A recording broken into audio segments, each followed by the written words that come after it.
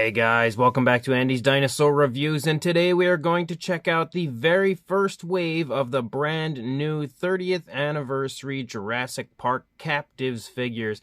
We're not going to actually review them, we're basically just going to unbox them. We'll review them later because I don't want the video to be super long, but I don't have the actual eggs here. The eggs are a yellowish coloration as far as I can tell. I haven't actually seen them in person quite yet because they haven't arrived in my area, but Dean from DeJenkins.com, who is one of my favorite people in the world, was kind enough to help hook me up with the entire first wave as he collects them as well, and he had extras of pretty much everything, so he was again kind enough to help me out with acquiring the entire first wave without buying a million extras or anything like that. So all we basically have are the sleeves here with the figures, and I'm very excited to see again all of these really cool brand new Captivz Jurassic Park figures. And you can see that we have the really nice JP logo, of course, with the T-Rex silhouette there, that T-Rex logo there on the front, and again, JurassicWorld.com.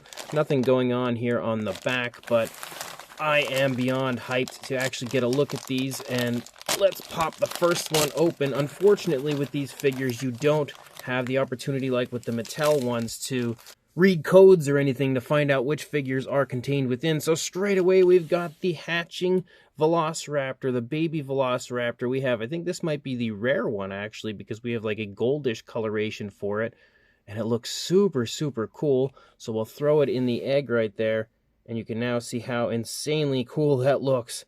That looks awesome.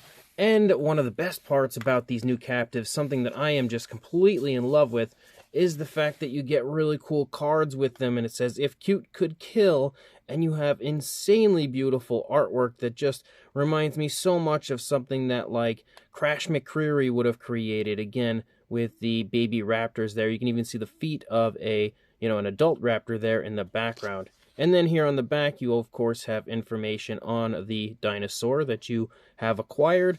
And unfortunately, they come bent because they're in these eggs, so I'm going to have to try to work out a way to straighten that out. But the very first one, again, is the baby raptor, and we actually have the booklet here that shows us all the different figures that are contained within. I don't know if it's all the first wave, because the first wave doesn't have all of the figures. Okay, so yes, this definitely shows off the very first wave. So we've got the baby Velociraptor, the metallic one, which is a rare figure, so we started out with a rare one.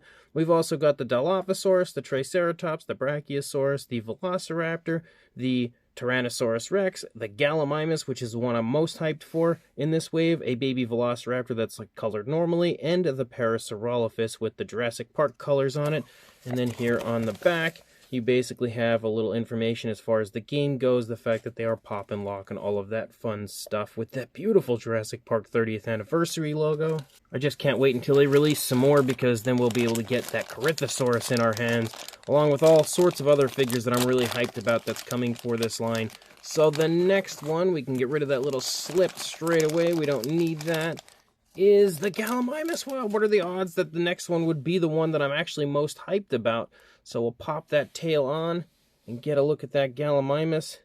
And that is beautiful. I really would have liked to have seen more of a Jurassic Park sort of... Well, I guess this could technically be a Jurassic Park color scheme. I think there were a few different variants of the Gallimimus kind of running through the field in Jurassic Park. The one that's most kind of notable is not this color scheme, but if you actually look at the Dinosaur Style Guide, you'll definitely see that there are quite a few different kind of color variants of the Gallimimus. I absolutely am going to need an entire flock of these in my collection, and I'm very excited to see what the card looks like for this. So we've got a nice aerial shot of the Gallimimus, racing with the Gallimimus it says, and you can see them all running there next to a Jurassic Park Jeep, and then again, the information there on the back for the Gallimimus. And the next one, if I could find a spot to tear it, is all over the place because I just threw that everywhere. But it is the Dilophosaurus with some kind of Jurassic Park colors to it. Not really, actually. Pop that tail on. These sometimes can be a bit of a tricky pain in the butt to get on. There we go. We have it on all the way. I think that might be the positioning that we want for it, maybe. But you can see that the frill definitely has kind of a Jurassic Park sort of a coloration to it, but the actual Dilophosaurus itself has more of like a grayish tone rather than a green that we would have expected to have seen on a Jurassic Park Dilophosaurus. But that being said, again, this is definitely one of the nicest looking versions of the Dilophosaurus that has been released from Toy Monster International. And although I would like to see a newly sculpted, re-sculpted version to kind of give it a more accurate look, especially as far as like the head sculpt goes, this one still looks really cool, and that's definitely a neat looking Dilophosaurus entering the Toy Monster JP 30th anniversary line. Well, he doesn't want to stand right now. We'll figure that out later. But there is the card, again showing Dennis Nedry there off in the distance with the Dilophosaurus kind of leering at him a little bit further away, kind of getting an idea as to how good Dennis Nedry might taste because he's about to head in and find out. But you can see, again, it says Hooting Horror. And then here on the back, again, all the information on the Dilophosaurus. And then the next one is going to be hopefully not thrown across the review station. Oh, it's the Triceratops. Now, I actually just recently reviewed the supersized version of this, and it actually looks like it's pretty much the same thing as far as the coloration and everything goes. Wow, that one is really stiff, so that tail's not going on right now. There's no way that's got to get heated up. Neither is the head. All right, so, well, that horn's bent pretty good, but that may have just been me pressing it down on it. But there is the Triceratops. You could definitely see, if you happen to have watched my supersized Triceratops review, that the Triceratops here looks pretty much exactly like it, except for the fact that my parts are not on it correctly right now because they don't want to fit. I'll have to work on that later with a little bit of hot water, but the image here for the Triceratops shows a nice family of Triceratops off here in a little bit of a field, and you can see the JP-12 Jeep right there, as well as the Jurassic Park employee there kind of leaning over. He has some sort of a book there with him or something that he's, I guess, studying the Triceratops, just taking down some information or something like that. That is super, super cool. Love these cards. They're actually so funny because they're small cards, but they're really, really neat. And you can see, again, the image on the back for the Triceratops. These things are just like, these cards are like one of my favorite things in the world right now.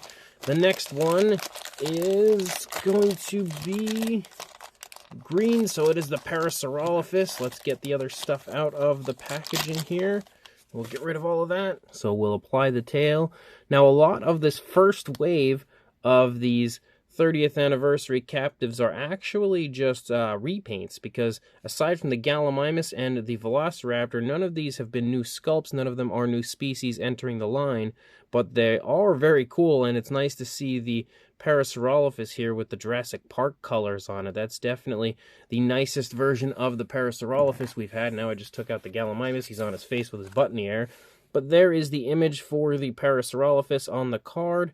Man, that might be one of my favorites overall. That is just gorgeous right there. And you can see Parasaurolophus Dinner Time. These cards are just super cool. They remind me so much of the old Kenner line. And then the next one here is hopefully going to be a pretty awesome one. Oh, so we've got the Raptor, I could tell, because we have an egg right there.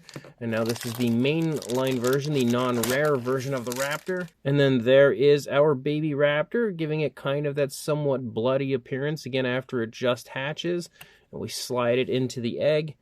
Man, these things are so cool. Like, I just can't get over how awesome of a job Toy Monster International is doing on the Jurassic Park 30th Anniversary line when it comes to their minis. Like, I was not even positive if the Captivz line was going to continue on into the future recently, and all of a sudden they unveiled these JP 30th Anniversary figures, and I have been in love ever since. The next one here is going to be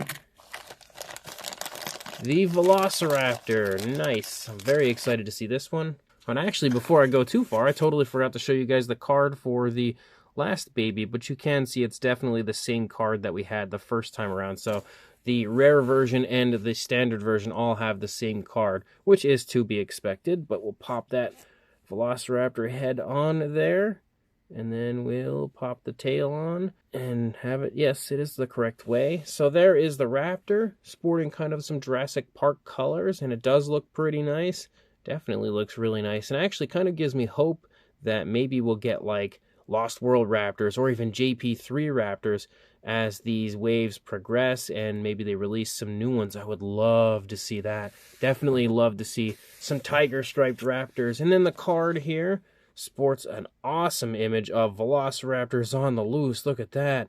So this is now my favorite image of all of these so far. That is just a phenomenal looking card. And again, the image there on the back. We are getting down to the nitty gritty as we only have 2 left. And then this line will officially be complete until the next wave hits.